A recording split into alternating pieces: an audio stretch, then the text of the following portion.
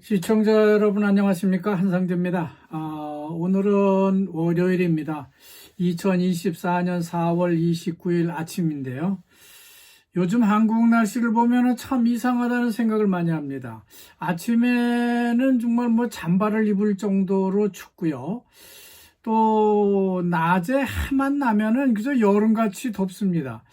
그래서 참 걱정이 많은데요. 포도원의 포도순이요.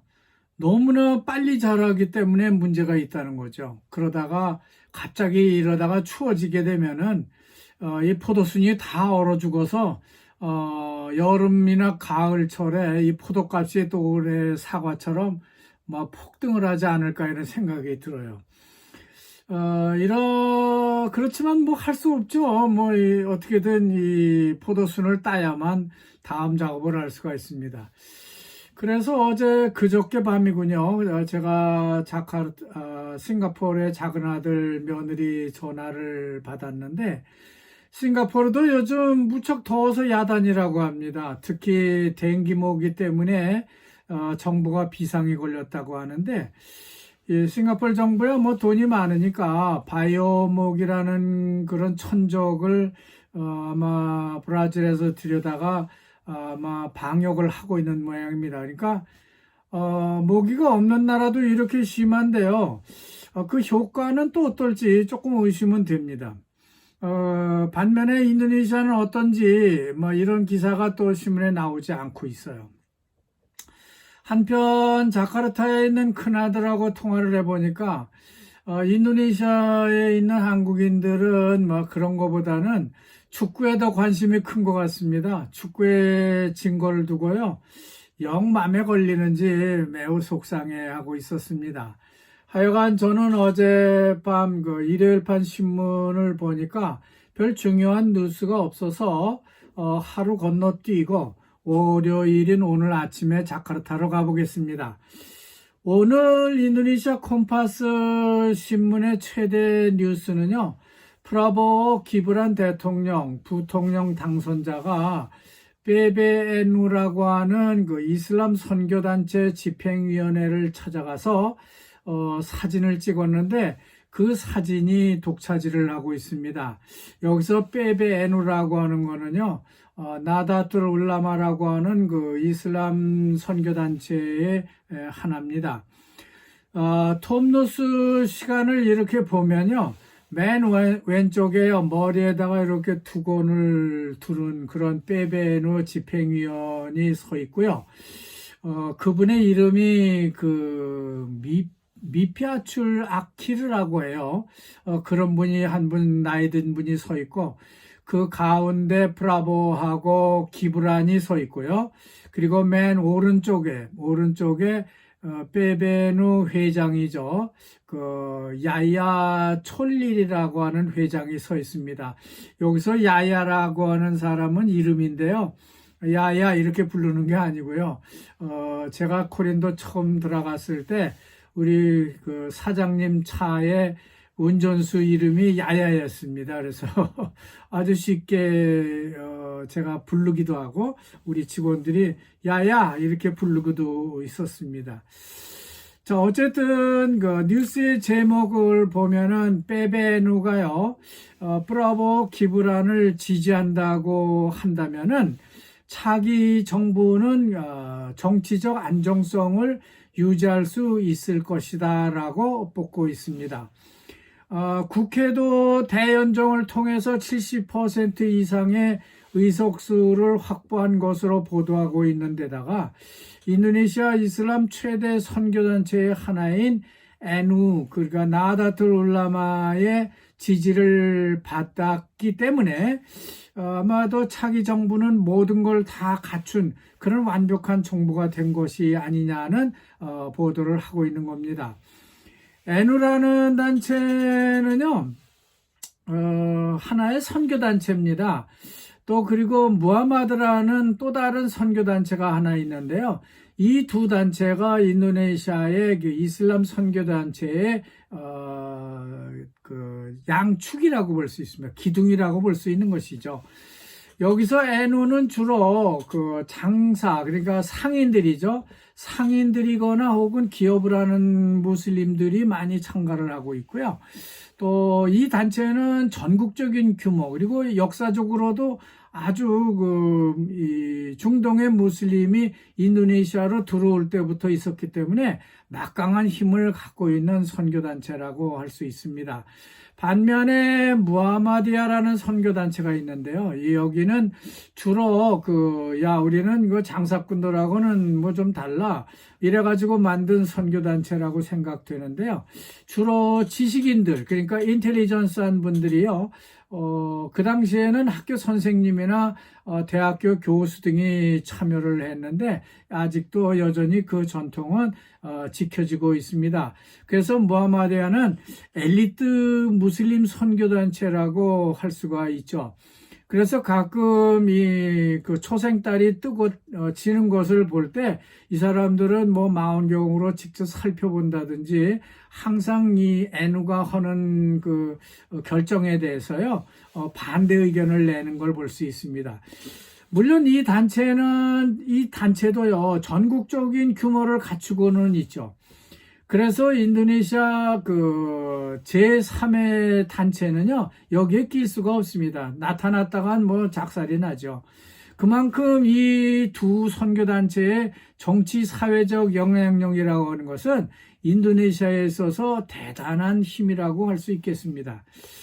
자, 다음 톱 뉴스는요, 인도네시아는 이제 아시안의 거인이 될 기회를 얻었다라는 기사입니다. 물론 축구 얘기인데요. 인도네시아 축구 위상이요, 아시아에서 크게 달라졌다고 하는 자화자찬인 것이죠. 인도네시아가 우즈베키스탄을 오늘 밤에 꺾으면요, 그야말로 인도네시아는 세계적인 팀으로 우뚝 올라설 수 있게 된다고 하는 기사입니다. 그렇기 때문에 국민들은요, 가루다무다 팀을 계속해서 응원해줘야 합니다라는 기사를 쓰고 있는 거예요. 좌우간 인도네시아는 오늘 29일이죠. 왁두 인도네시아 바랏 21시 우즈베키스탄과 준결승 결전을 가질 예정입니다. 이 경기에서 인도네시아가 이기면요 1961년 이후에 처음으로 아시아 최고의 축구 나라가 될 수 있는 그런 말씀드린 대로 자화자찬격 기사가 되겠습니다. 다음은 인도네시아의 심심찮게 발생하고 있는 지진에 대한 경고성 뉴스입니다. 지난 27일 토요일 저녁에 서부자와 가로 남부지방 바닷가에서 규모 6.2리터 지진이 발생해서 14개 시군구, 그 주변에 있는 시군구들이 강타를 당했다고 하는 겁니다. 특히 이번 지진이요, 중요하다고 하는 것은 자바섬 남부에 있는 작은 판을 메가트러스트 판이라고 하는데요. 이 지역에서 더 큰 지진이 발생할 수 있다고 하는 것을 이번에 가르 남부지방에서 나타난 지질 현상에서 암시한다. 그거를 암시하는 게 아닌가 하는 그런 생각이 든다는 거예요. 그러나 뭐 누구도 이런 건 알 수는 없죠. 인도네시아라는 나라는 자바섬 남부에 이제 큰 판이 하나 있는데요. 그 지질판을 오스트레일리아 판이라고 그럽니다. 그리고 수마트라 서부, 빠당이라든지 저 아찌까지 올라가는 그 인도네시아, 수마트라 서부판을 인도 유라시아판라고 하고요. 그리고 지금 말루코라든지, 필리핀, 마나도, 그다음에 필리핀, 민다나오, 그리고 일본을 거쳐서 이쪽에 있는 큰 판, 세계에서 제일 큰 판이죠. 이것을 퍼시픽 판이라고 그럽니다. 근데 인도네시아는 이 삼각지대 지진판을 다 갖고 있는 나라죠. 그렇기 때문에 인도네시아가 지진이 많은 거고요. 불의 골이라고도 말을 하고요. 혹은 불의 반지, 링 오브 파이어라고도 부르기도 합니다. 좌우간 지진이라는 것은요, 지질판과 지질판이 서로 충돌하면서 발생하는 현상을 말합니다. 그런데 지질판이 서로 정면으로 충돌을 하면요, 그런 대로 한번 흔들리고 문제가 없는데, 판이 어느 한 판이 한쪽이 세고 한쪽이 약하면은요, 한 판이 위로 올라가고 그 판이 밑으로 들어가게 되면은 이거는 아주 큰 대형 그 지진이 일어난다고 하는 거죠. 대표적인 케이스가 바로 아제에서 일어났던 그 쓰나미입니다. 2006년인가 그렇죠. 2006년 12월인가 그렇죠. 다음은 하나의 기고문인데요. 우리나라 기독교 선교사들이 좀 참고해야 될 만한 이 책은 한번 읽어보면 좋겠다는 생각이 들어요. 근데 저도 못 읽어봤습니다만 이 신문에 난 내용을 보면은 이렇습니다. 미국 그 산디에고 주립대학의 아흐맛 꾸루라고 하는 정치학 교수가 쓴 글인데요. 인도네시아와 무슬림, 그 인도네시아와 말레이시아의 무슬림은 아주 다르다라는 그런 제목의 그 책입니다. 이 책을 소개한 내용이 이렇습니다.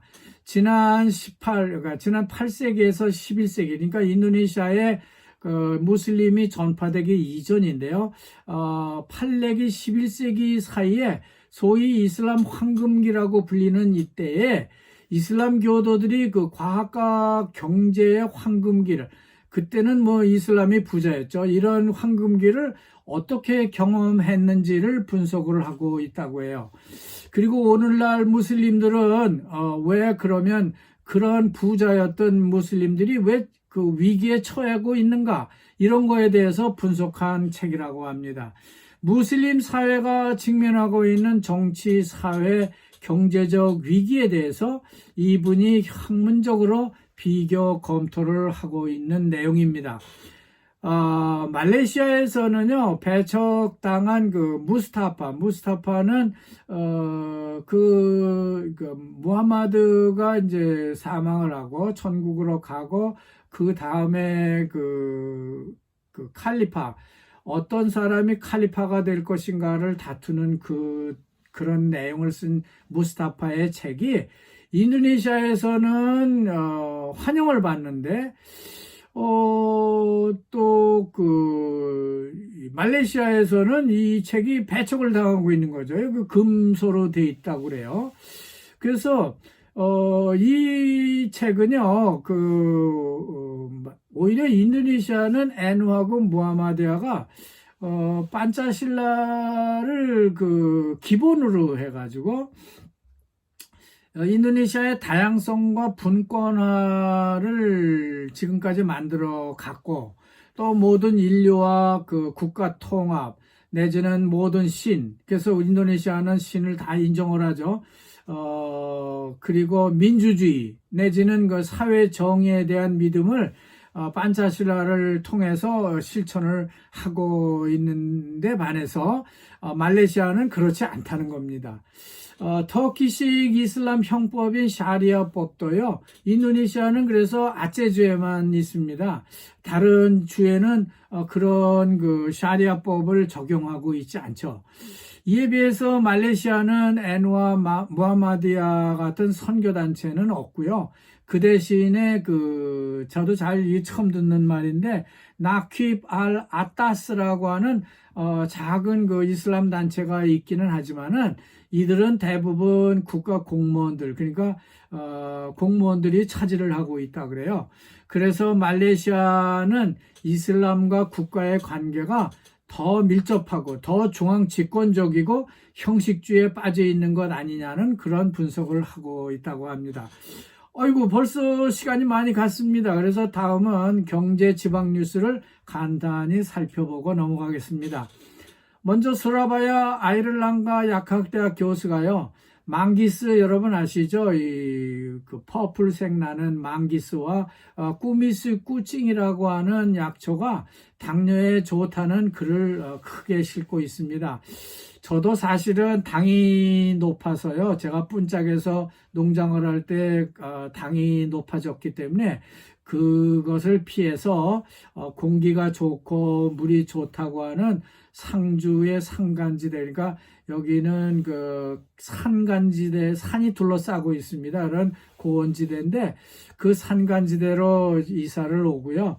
여기서 그저 포도밭 일을 하면서 저녁이나 아침 저녁으로는 운동을 하고 쉬는 날은 여기 그 산이 있습니다. 산에 산행을 나가고 있습니다.